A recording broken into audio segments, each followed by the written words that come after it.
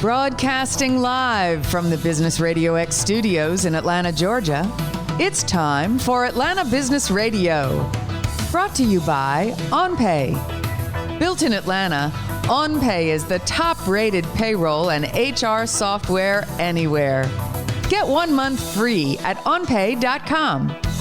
Now, here's your host. Lee Cantor here, another episode of Atlanta Business Radio, and this is going to be a good one. But before we get started, it's important to recognize our sponsor, OnPay. Without them, we could not be sharing these stories. Today on Atlanta Business Radio, we have Taylor Ri'chard with Third Fathom Films. Welcome, Taylor. Hey, thank you. Thank you for having me. Well, before we get too far into things, tell us about Third Fathom. How are you serving folks? So Third Fathom is a production company based in Atlanta, started in 2011, and we are a independent film and movie studio. So we create films, get them out, and hopefully we're serving people's entertainment, especially during these times where everyone is, keeping a low profile and quarantining. Now, when you're a filmmaker like yourself, is your work primarily your own original productions, or do companies hire you to make like kind of films for their business or any other thing like that? So yeah, it's a mixture of both. So there's content that we do, that I write, that some of my partners write, that we shoot and film and distribute. And it's also content that we are brought onto to help other filmmakers create and realize. So now, is your work primarily like fiction, or do you do documentary, or do you do different genres? We're full service. So we'll do, horror. Right now most recently we've done a horror film, but we've done documentaries. There are a couple of documentaries that we have coming up that we're working on now. We do drama, comedy, so pretty much everything. So now, do you help in the kind of the creative side, or do you help in the financing and funding side? What's the scope of your work? Yeah, well, I'm a writer, director, and a producer, so I pretty much handle everything above the line. So I will help with pre-development, fundraising, and as well as on the back end of distributing and getting things out and making sure that people can watch the stuff that we create. So now, how has the film industry changed over the last, since the pandemic even? Interesting enough, for companies like mine, we've become kind of highly sought after because we're so accustomed to making films on the lower budget scale and having less people on set. Larger productions are trying to figure out a way back to, create and be bountiful, but with a smaller production. And so we're getting in a lot of conversations with bigger production companies on how to uncover those opportunities to, manage a smaller set, but still getting the bang for the buck. So we've been doing this for a few years. And so it's really interesting to watch us, walk into those conversations and help people do things that we do naturally. So now, do certain genres work better in this kind of low budget world? I think all of it's really difficult to navigate, to be quite honest. I mean, when you talk about acting and creating a film, it's pretty close. People are pretty close together. And so really figuring out how to write things and create things that have the same impact where people aren't as close as they were a tradition in the past until there's a vaccine or some, type of help to help curtail coronavirus. So when you're doing your planning, so you just have to be mindful of that in the budgeting in terms of safety and the way you kind of space people and things like that? Well, yeah, that, and also in the budget, testing. We have to test people for COVID and then, test them again through the production. On average, 3 weeks production, you're probably going to have a 3-week test, three tests once every week, trying to quarantine people. So there's going to be extended costs for housing and places where you can put people in Airbnbs where they can quarantine together after they've been tested. So it's definitely increasing the budget from the safety and mitigation standpoint. Right. And that was probably never in your budget, a year ago. No, not at the level that it's at now. That's for sure. So now, what's the most rewarding part of the process for you? For me, it's still watching my work come to life, sitting back, and watching it on screen. It's a magical experience. You think about, people think filmmaking is glamorous and they only see red carpets and things like that. But the reality is it's very gruesome. It's a hard job, specifically if you film in a terrain like Georgia where it's hot and muggy at times and you're shooting outside. Sitting back and watching your work come to life and you see it and you're like, wow, I remember when I just conceptualized this idea and now here it is living and breathing on screen. It's a powerful moment. Now, in your work, how does the hiring of actors work? Is this a good market for actors in Georgia? Absolutely. I think the actors here are phenomenal. And I think they're heavily underutilized. I think, watching all the talent that Georgia has to offer, sometimes get overlooked by, the LA group. They come in and they shoot their stuff and they tend to bring their actors with them. But I think Atlanta has a lot of phenomenal talent. And I really encourage all producers who are out there and casting agents that are booking to really dig into the crop that is in Atlanta because there's some great talent here. So now, as part of your role of leading your organization, is that something that you have to kind of be wired in with? You got to be wired in with all the agents and all the casting directors and things like that, or do you just hire them and you just have your favorites? No, it's a relationship. With every project, you're going to have to find the person that is most suitable. So if you have casting agents and they're primarily representing African-American, performers, and you have an African-American lead, you're going to want to deal with them. If you have an agent who is primarily into using, women, and that's what they focus on, and you have a role for a female, every agent, every casting person is going to have their niche, and the big thing is to have a relationship with all of them, and to get to know all of them and to find an opportunity to work with all of them. That's all about networking. This business is a networking game, and facilitating those relationships can determine your success. Now, in the years you've been doing this for a minute, how has that changed? Are there just a lot more folks in the film industry today than there were when you started? Absolutely.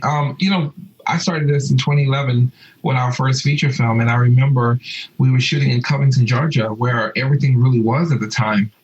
It was Savannah, it was Covington. Atlanta was here and they were doing things, but it wasn't as big as it is now.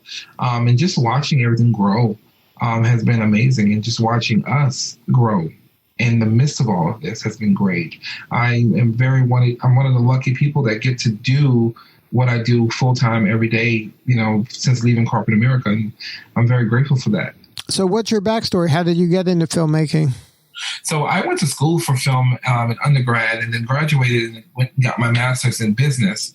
I have an MBA. And so I ended up working in corporate America. I took a job at Blockbuster and then in that corporate office. And then they were, on the decline, and I jumped ships and ended up going to AT&T, where I spent many years working in their old Bell South footprint in the tech services, and just missed creating. I was writing short stories, I was doing things, and then I had an idea for a feature, and I met Zach Davis, who it was at the time is my writing partner.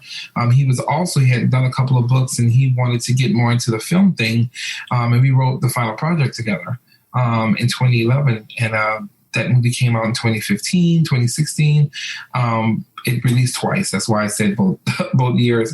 But that's how it all started. And that's why I have a producer hat as well, because it's my business acumen and my background in business that has helped me really push us forward.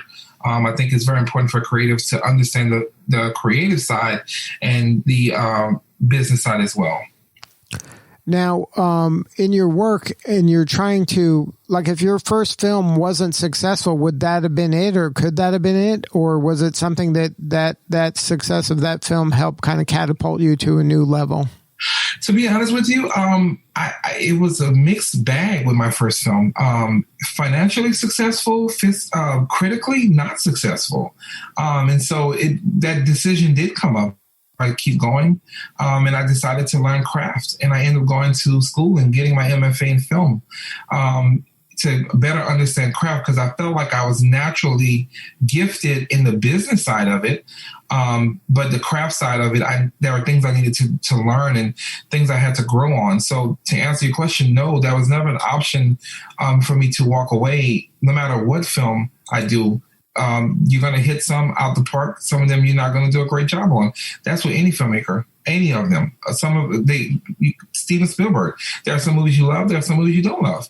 But when you are a creator and this is what you're called to do, you just kind of get on with it. Pick up your shoulders and take the lick and keep it moving. So I never had an option in my brain to walk away. Now, is there any kind of clues? Can you tell, like, at what point can you tell, like, hey, this is going to be good or this is not going to be good? Or, is there any kind of sense of that? Or do you just go boldly forward once you kind of commit? To be honest with you, I usually know what kind of situation we're working with in pre-production. If pre-production goes well and we're doing all the things we need to do and we meet all of our deadlines and all of our metrics, then we're going to have a good shoot, because we've managed for that. And if we are mitigating those things with, room for unexpected errors, we're going to have a good shoot. And when I think about my first film to my second film went much more smoothly.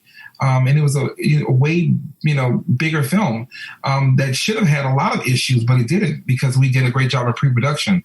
When my first film, I thought I knew everything that I needed to know, and it was a hot mess. So it really just depends on how well you do pre-production. You can really manage the outcome of your film if you prepare well.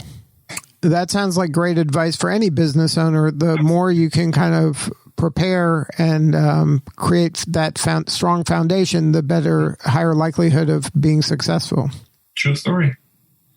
So now, what's next for you guys? What do you got on the horizon?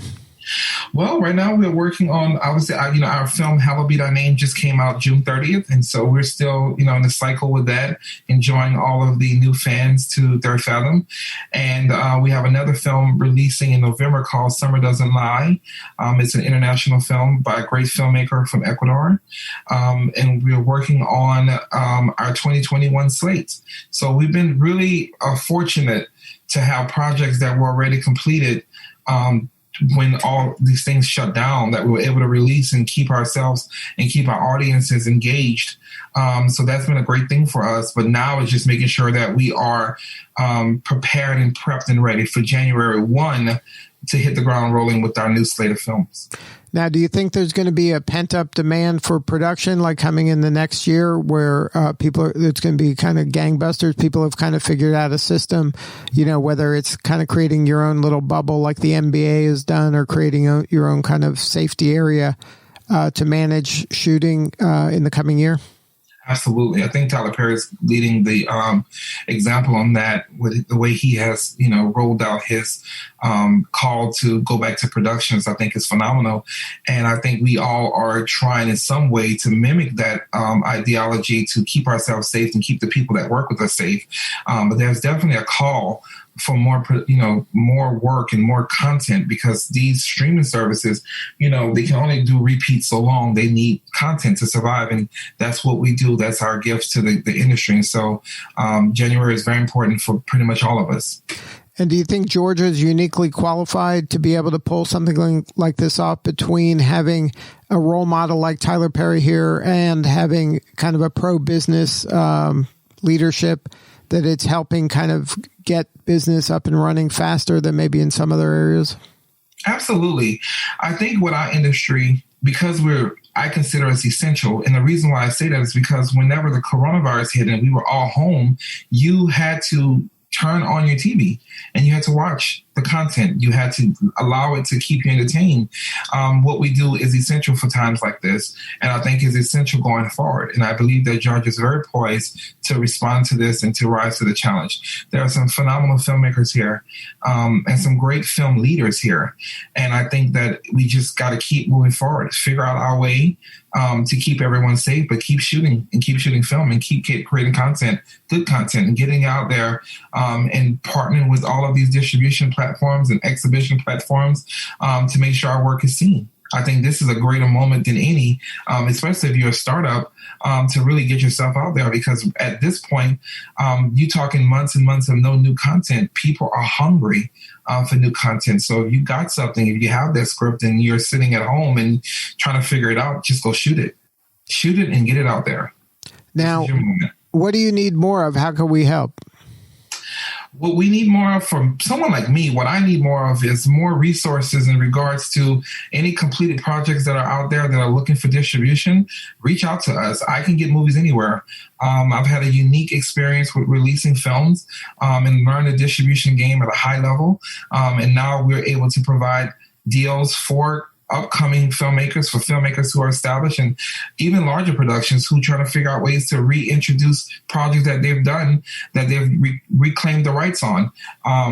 thirdfathom.com, or reach out to us on Instagram at Third Fathom Films. Tell us your story, send us your script, send us something. We can help, and we can help get this moving along. Good stuff. Well, Taylor, congratulations on all your success, and we really appreciate what you're doing here in Atlanta and serving the community, and creating the art, like you said, that matters. Mm-hmm. Thank you, Lee. I appreciate it. You guys do a great job, and thanks for having me on the show. All right. This is Lee Cantor. We will see you all next time on Atlanta Business Radio. And remember, this work would not be possible without the support of our sponsor, OnPay. Please support them so we can continue to share these important stories. Today's episode of Atlanta Business Radio is brought to you by OnPay. Built in Atlanta, OnPay is the top-rated payroll and HR software anywhere. Get 1 month free at onpay.com.